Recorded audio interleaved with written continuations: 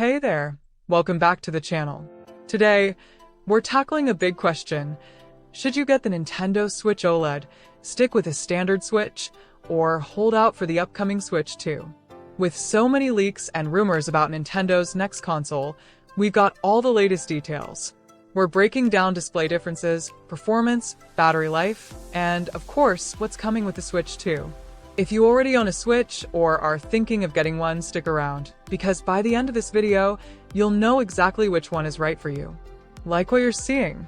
Tap that like button, subscribe, and be part of our awesome community. Your support helps us keep creating great content. And before we dive in, if you love all things Nintendo, hit that like button and subscribe so you don't miss any future updates. The original Nintendo Switch, launched in 2017, is a hybrid console that lets you play at home or on the go, and that's what made it such a huge hit.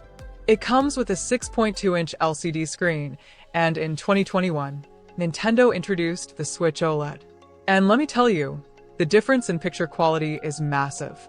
The Switch OLED upgrades the screen to a 7-inch OLED display, and this makes everything sharper, more colorful, and vibrant.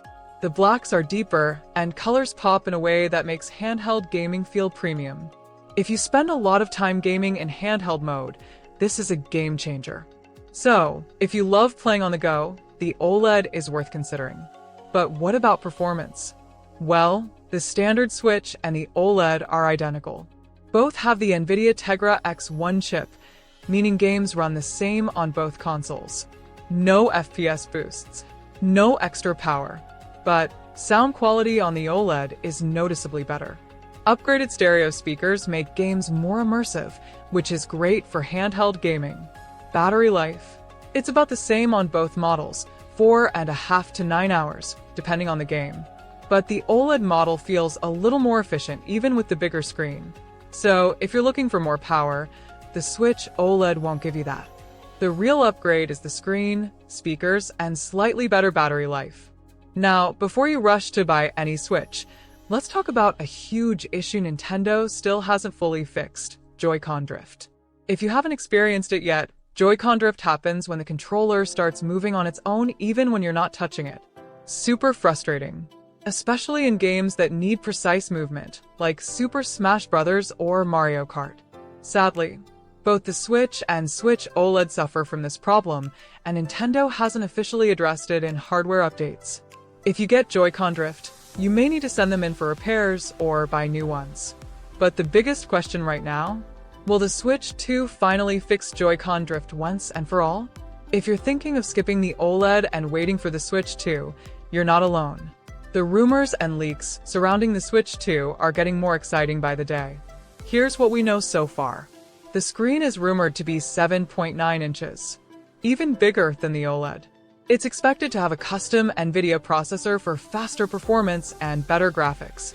It may come with 8 GB of RAM and 64 GB of storage, making it more powerful than ever. It might even support 4K resolution when docked. That could make games look next-gen. And here's the big one: new Joy-Cons. Some leaks suggest they'll attach magnetically instead of sliding on rails. If true, this could finally fix Joy-Con drift. And the best part? The Switch 2 is expected to be backward compatible, so your existing Switch games should work on it. Plus, there's talk of a new Mario Kart game launching with the Switch 2. That alone is exciting. So, should you wait for the Switch 2? Well, if you want the best possible handheld experience right now, the Switch OLED is a fantastic upgrade. The screen is amazing, the sound is better, and it feels premium. But if you want next level of performance and are okay with waiting, the Switch 2 is shaping up to be a major upgrade. With 4K graphics, more power, and possible Joy-Con improvements, it could be a huge step forward. At the end of the day, it comes down to this. If you want to switch now, go for the OLED. If you want the most powerful Nintendo experience, hold out for the Switch 2. So, let's wrap it up. If you game on the go a lot, the Switch OLED is worth it for the better screen and sound. If you mostly play docked, the standard Switch still holds up and saves you money. If you can wait for a bigger upgrade, the Switch 2 is looking like a major step forward. Nintendo hasn't officially revealed the Switch 2 yet, but rumors point to a late 2024 or early 2025 launch. So if you're excited about the Switch 2, make sure to subscribe and hit the bell icon because we'll keep you updated on every leak, trailer, and announcement. Let me know in the comments. Are you going for the Switch OLED, sticking with the standard Switch, or waiting for the Switch 2? And if this video helped you out, give it a thumbs up and subscribe for more Nintendo news. But here's the thing, what about third-party games? One of the biggest concerns with the current Nintendo Switch is how well it runs third-party titles. While first-party Nintendo games like Mario, Zelda, and Pokemon are optimized perfectly for the system, third-party titles like The Witcher 3, Doom Eternal, and Hogwarts Legacy have struggled to perform. Some of them run decently with lower resolutions and frame rates, but others rely on cloud streaming, which isn't ideal for everyone. Now, with the Switch 2, things could change in a big way. If the leaks are true and the new console includes a stronger NVIDIA chipset, more RAM, and better internal storage, we could see far better third-party support. This could mean higher frame rates, better textures, and smoother gameplay for major AAA games.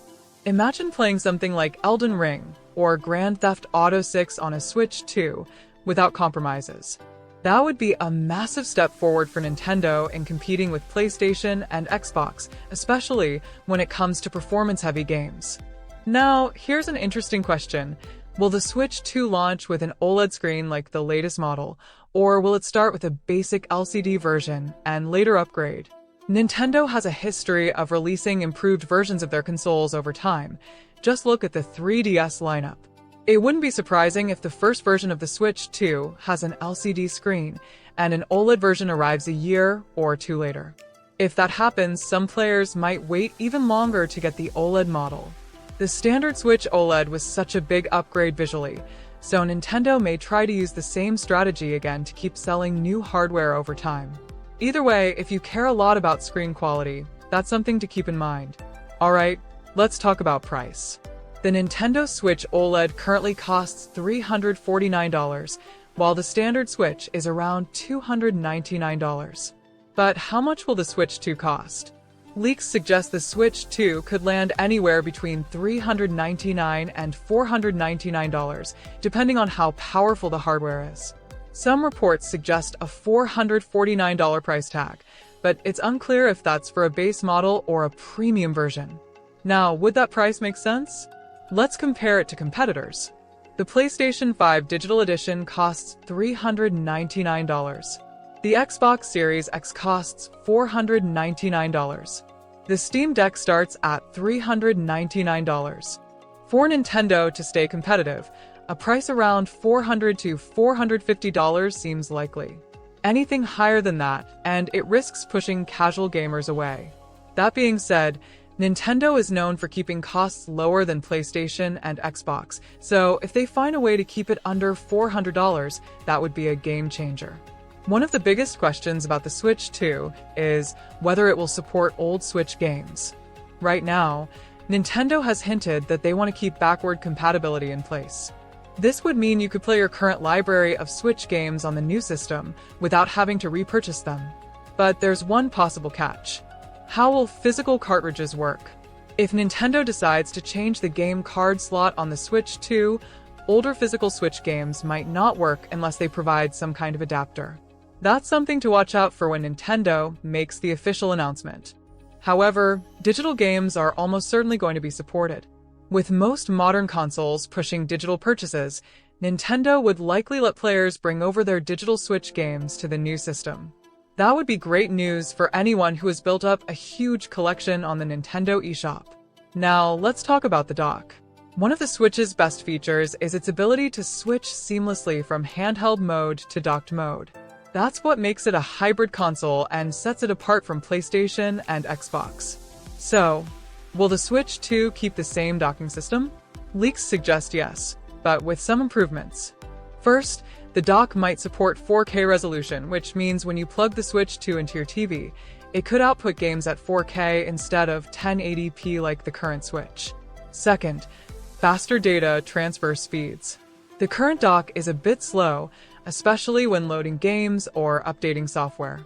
A new dock with better connectivity would make a big difference. And third, wireless display casting.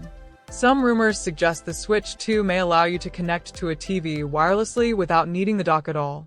That would be a huge upgrade for people who want to game on the big screen without messing with cables. Now, let's talk about the most important thing, the games. What new games could launch alongside the Switch 2? Here are some of the strongest possibilities based on leaks and industry trends.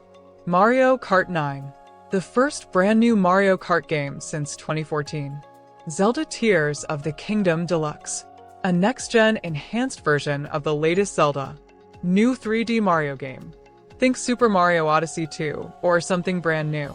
Metroid Prime 4.